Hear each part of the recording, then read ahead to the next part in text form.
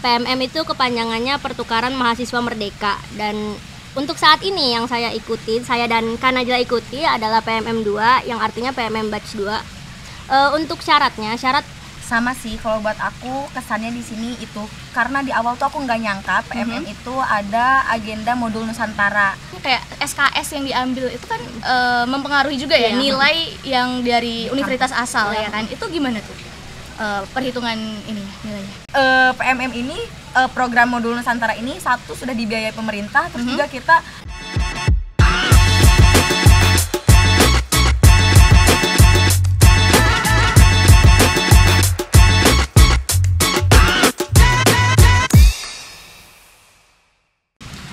Halo Sobat USU, welcome to UCAS episode 9 bareng aku, Farah Lubis. Dan kali ini aku udah barengan sama mahasiswi-mahasiswi cantik dari PMM yaitu Pertukaran Mahasiswa Merdeka 2022.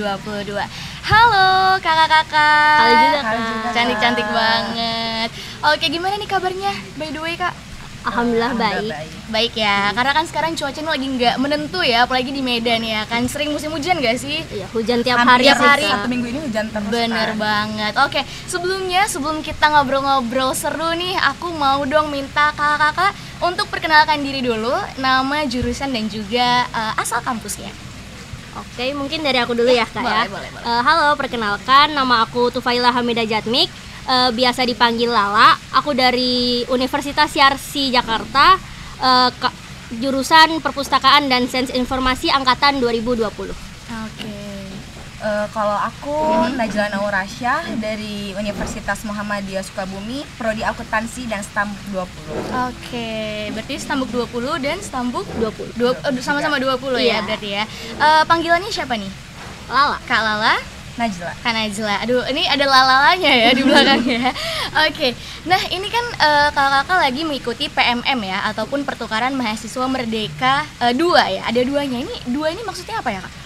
Karena tahun sebelumnya itu udah ada batch pertama dan sekarang tuh batch keduanya. Oke, berarti untuk menunjukkan bahwa dia ini batch kedua gitu ya, tahun kedua ya. Iya, betul. Oke, aku mau nanya dong tentang gimana sih sebenarnya prosedur dan syarat mengikuti program PMM ini. Boleh dari Kak Lala mungkin?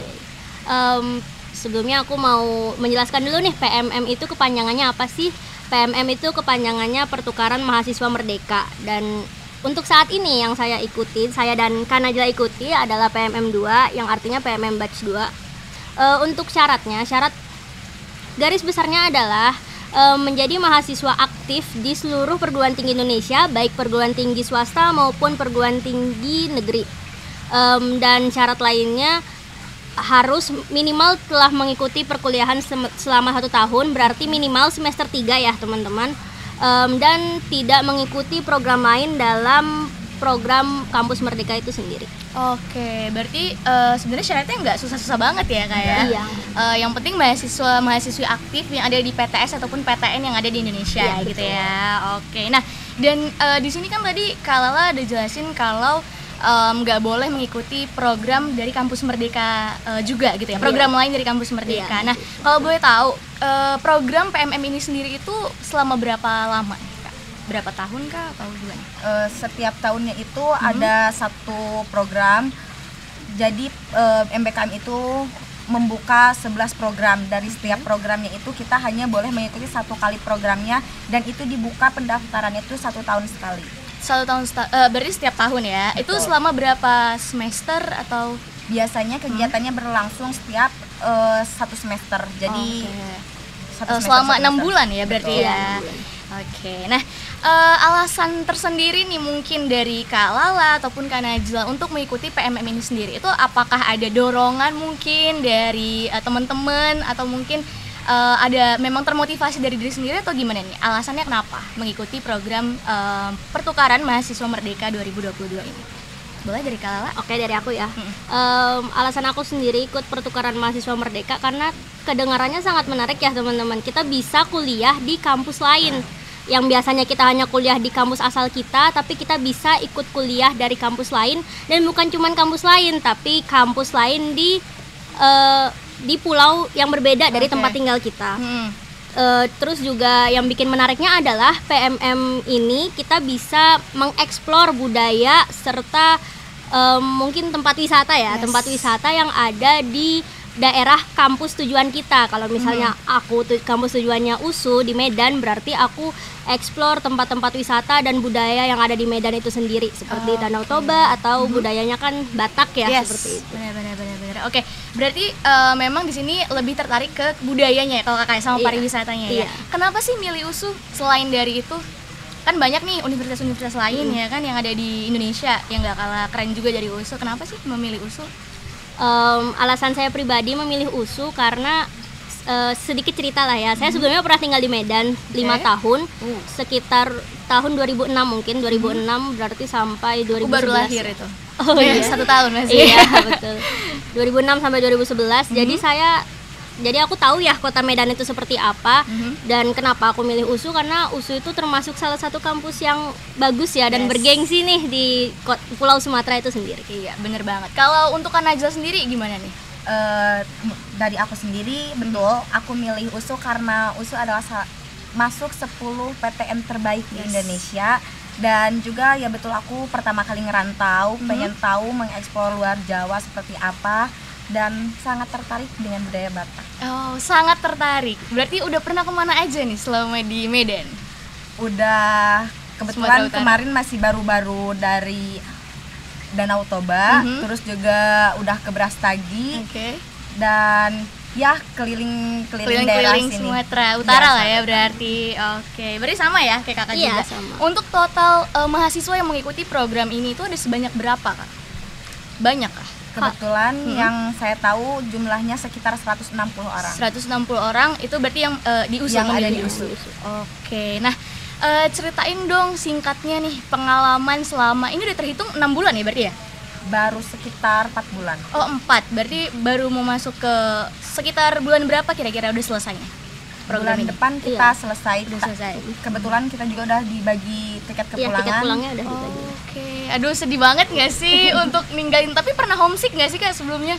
Atau kayak kalian pernah culture shock gak sih kayak sama Medan? Mungkin kan tadi kakak dari Jakarta, dari Sukabumi gitu ya, dari daerah Pulau Jawa itu kan kita kalau misalnya terkenalnya dengan tutur katanya mungkin lembut gitu ya. Kalau di Medan kan mungkin kayak woi gitu ya, maksudnya agak keras gitu ngomongnya ya kan. Itu pernah gak sih kayak kaget gitu pertama-tama kali Kalau dari aku sendiri, karena aku pernah tinggal di Medan ya, jadi aku nggak begitu kaget sih dengan Medan. Mungkin karena memang aku udah terbiasa tinggal di Jakarta dalam waktu yang lama, jadi agak sedikit kaget aja, tapi nggak begitu kaget karena pernah tinggal juga di Medan. Oke, itu berarti waktu kakak SD? Iya, SD. SD ya. Kalau Kak Najla sendiri gimana?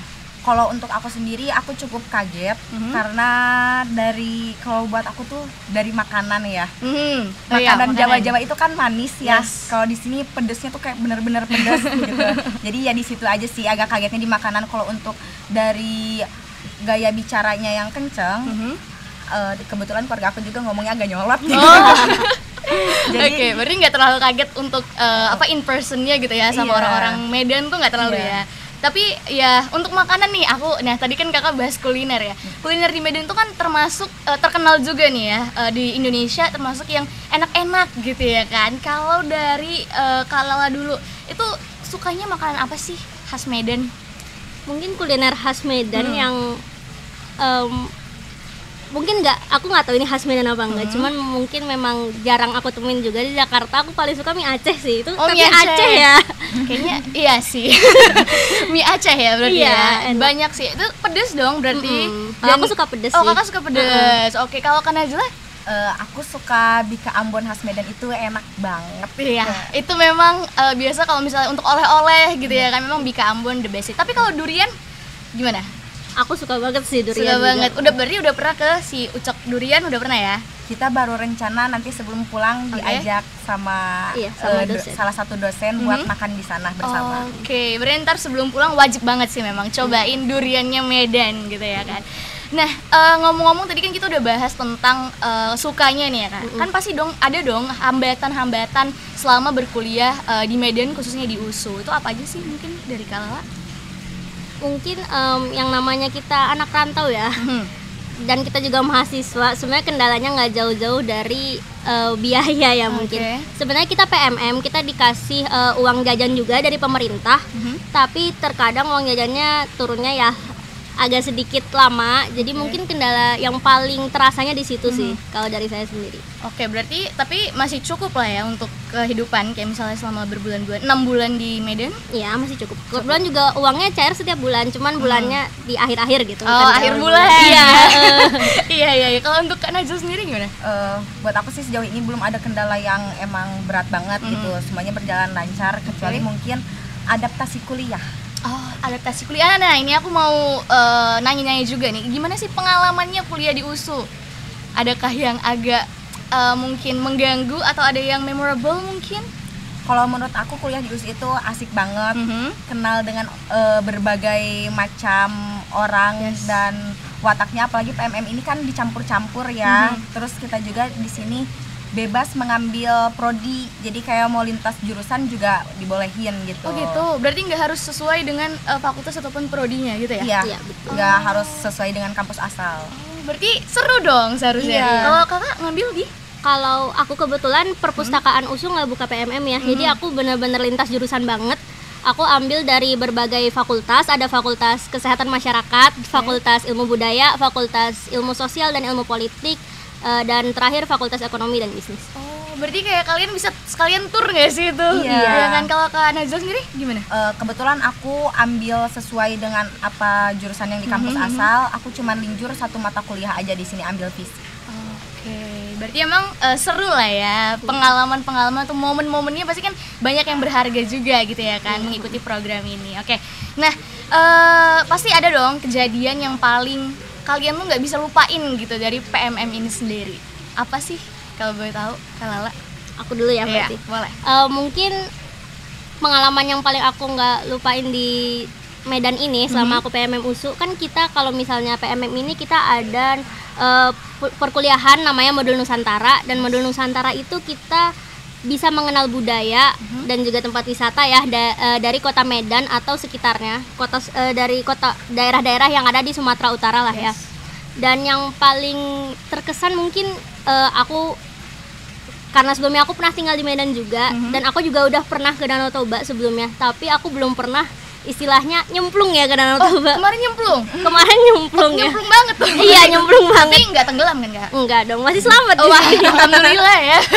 Tapi Kakak bisa berenang? Nggak atau bisa. Pakai pelampung? Iya, itu nekat banget sih, gak bisa berenang. Tapi Waduh. nyoba nyemplung Danau Toba. Parah. Tapi emang itu dalam banget sih, Danau Toba kan terkenal juga kan sama betul danau yang paling besar di dunia. Oke, kalau Kak Najwa sendiri gimana? Sama sih, kalau buat aku kesannya di sini itu karena di awal tuh aku nggak nyangka PMM itu ada agenda modul Nusantara, dan kebetulan aku agenda modul Nusantara itu satu kelompok sama Kalala gitu. Berarti kalian bestie banget dong ya? Iya dong. Ya gitu lah ya. Oke, untuk manfaat nih Kak, pasti kan kalian mengikuti sebuah program, apalagi ini dari resmi ya, dari Kemdikbudristek ya berarti ya. Apa sih manfaat yang selama 4 bulan ini kalian peroleh gitu dari program PMM 2 ini? Banyak banget sih kalau buat aku manfaatnya. Satu, kita belajar banyak toleransi. Di sini kan kita bertemu dengan berbagai budaya, berbagai orang. Jadi manfaatnya kita bisa belajar toleransi, saling menghargai. Terus juga kita jadi tahu budaya orang-orang dari berbagai macam daerah. Kita kadang kita sharing bahasa dari daerahnya masing-masing. Jadi kita tahu, jadi nggak cuman bahasa asal daerah dan bahasa Batak mungkin ya. Kita juga tahu bahasa dari Jawa Timur, dari mana-mana gitu, dari Bali bahkan. Dan kebetulan kemarin kita dari program modul Nusantaranya ada belajar aksara Batak. Itu aksara Batak. kayak momen yang paling mengesankan buat kita gitu. Tapi susah nggak sih? Susah Gampang sih. ya. Tapi itu berbeda dong dari bahasa Indonesia. Maksudnya kayak penulisannya gitu, apakah sama? Beda. Itu aksaranya kayaknya aksara dulu sebelum ada alfabet kayak sekarang gitu. Berarti udah lama banget lah ya. Iya. Kalau Kak Lala gimana? Kurang lebih sama sih kayak Kak Najla. Jadi kalau yang dari tadi aku ceritain kan PMM ini kita berkeliling daerah-daerah yang ada di Sumatera Utara. Tapi kalau menurut aku ikut PMM ini aku jadi berasa keliling ke seluruh daerah di Indonesia. Karena PMM ini kan pesertanya dari seluruh daerah di Indonesia ya. Jadi kalau biasanya aku cuman di Jakarta, aku temennya sama orang-orang Jakarta dengan lo gue-nya ya. Kalau di sini aku kau ya kan? Iya, aku kau. Dan juga aku ketemu sama teman-teman yang dari Papua, dari Lombok, dari seluruh daerah di Indonesia yang bahkan aku belum pernah ke sana sih. Tapi aku udah punya teman nih di sana karena PMM itu sendiri. Oke, berarti bisa kayak sharing tadi ya, kayak yang kakak bilang, bisa bertukar apa sih, kayak misalnya pengalaman-pengalaman mereka mungkin selama di daerah asalnya. Kayak tadi kan kita nggak pernah nih ya kan, misalnya ke Papua atau ke Lombok, misalnya kita belum pernah, tapi kita udah tahu nih dari cerita-cerita teman-teman gitu ya. Betul. Oke, nah terakhir nih Kak, aku mau nanya dong, tips buat mahasiswa yang mungkin mau ikutan program PMM di USU, apa? Ada nggak sih tipsnya? Kalau dari aku sih tipsnya buat teman-teman yang bakal ikutan program PMM selanjutnya, kalian tuh harus bener-bener pilih univ yang emang belum nggak ada di daerah kalian gitu, luar pulau kalian, buat dapat pengalaman lebih. Karena kalau kalian masih di satu pulau yang sama, pengalaman eksplornya tuh nggak sebanyak kita yang di luar pulau gitu. Dan kalau saran dari aku tuh, kalian boleh ambil, kalau ngerasa lintas jurusan, kalian boleh tuh ambil jurusan yang emang kalian pengen dan nggak dapetin di kampus asal gitu. Kalau untuk Kala sendiri gimana? Aku mungkin nambahin dari Kak Najla ya, yang tadi Kak Najla bilang kita boleh lintas jurusan. Sebenarnya kalau dari sudut pandang aku itu harus dipikir ulang sih. Oh gitu? Iya. Oh, ini agak berbeda pendapat ya? Kenapa tuh Kak? Karena aku sendiri aku dari jurusan perpustakaan, perpustakaan dan sains informasi, dan jurusan aku kebanyakan dia praktek ke arah teknologi informasi ya. Dan aku lintas jurusan di sini, aku ngambil dari mata kuliah FEB, FISIP, dari jurusan Banyak akuntansi, ya, iya, ilmu komunikasi. Tapi karena itu jadi sudut pandang mata kuliahnya itu berbeda ya, karena aku ngambil misalnya dari akuntansi, berarti sudut pandangnya dari akuntansi yang harusnya aku di mata kuliah ini aku mendapatkan insight dari teknologi informasi yang biasanya banyak prakteknya seperti ngoding atau seperti itu, aku malah nggak dapet. Jadi kayak capaian pembelajarannya di aku kurang dapet. Tapi di sisi lain kita bisa ngelihat mata kuliah dari sudut pandang jurusan masing-masing yang lain gitu ya. Oke. Mungkin tadi dari aku nyimpulkan sedikit ya, mungkin dari Kalala, kenapa harus dipikir ulang, karena mungkin sedikit berbeda ataupun jauh berbeda, apalagi kayak yang linjur tadi ya, kayak kita nggak mendapat insight ataupun wawasan ataupun pengetahuan yang ingin kita capai tadinya gitu ya. Jadi benar-benar harus kayak di search dulu gitu, harus benar-benar kita tahu dulu nih yang mana sih sebenarnya jurusan yang pengen kita ambil gitu ya, di program Pertukaran Mahasiswa Merdeka 2022 ini. Oke. Nah, itu kan pasti ada Kak, kayak misalnya kayak SKS yang diambil itu kan mempengaruhi juga ya nilai yang dari universitas asal ya kan. Itu gimana tuh? Perhitungan ini nilainya. Kita tuh dikasih kuota 21 SKS. Dan kalau misalnya kita ambil mata kuliah yang sesuai dengan prodi di kampus asal, itu tuh bisa dikonversi. Jadi kita kayak sekarang ada program modul Nusantara. Modul Nusantara itu bisa dikonversi ke mata kuliah KKN. Jadi kita itu udah nggak ikut KKN karena di sini udah seru gitu. banget dong berarti. Tapi lebih seru di sini dong ya? Iya, kita dapat pengalaman lebih dong di sini. Dapat uang jajan juga. Iya, itu dia sih. Oh, itu dia ya. Semangat banget kayaknya ya, sobat USU. Kalau KKN kan kita uang sendiri ya. Kalau misalnya PMM ini program modul Nusantara ini satu sudah dibiayai pemerintah, terus juga kita dapat uang saku juga. Jadi enak banget gitu buat konversinya. Tapi memang ya pastinya ada suka dukanya pasti tetap ada, terus juga ada dampak positif negatifnya juga gitu kan. Dan menurut Farah sih semua program nih yang mungkin dicanangkan oleh pemerintah gitu ya, itu kan udah pasti program-program yang baik nih untuk kita mahasiswa-mahasiswi gitu. Dan pastinya ada dong hal-hal yang mungkin misalnya di PMM seru gitu, pasti di KKN ataupun program-program lain juga pasti ada seru-serunya juga. Ada positif ada negatifnya gitu ya. Oke, nah jadi itu dia tadi sobat USU, cerita-ceritanya kita, bincang-bincangnya kita tentang PMM ataupun Pertukaran Mahasiswa Merdeka 2022. Untuk mungkin sobat USU yang pengen ikutan PMM bisa banget ya Kak ya. Caranya gimana tuh Kak? Kita bisa ngecek di mana? Bisa cek di laman MBKM, nanti di sana tersedia beberapa program dan kalian bisa pilih program Pertukaran Mahasiswa Merdeka. Oke, mungkin segitu aja ya Kak. Bincang-bincangnya kita tadi seru banget. Semoga nanti pas balik ke daerah asal nih ya, ke Jakarta dan Sukabumi, bisa bawa pengalaman yang mungkin nggak semua mahasiswa-mahasiswi dapet gitu ya. Apalagi di Medan seru banget ya pastinya. Oke, itu dia tadi Sobat USU. Thank you, see you and bye-bye.